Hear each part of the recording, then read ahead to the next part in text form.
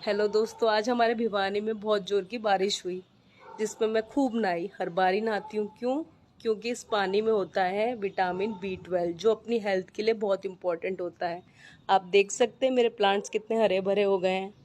और मैं दूसरा टास्क मेरा होता है, जितने भी मेरा घर में बर्तन होते हैं खाली, उनको मैं इस पानी से फील कर देती हूँ।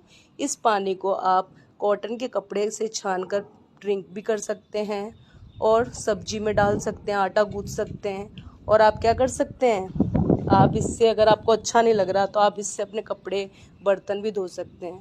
तो ये 2 टास्क आपको ज़रूर करने हैं जो मैं हर बार करती हूँ, आप भी करिए। Thank you.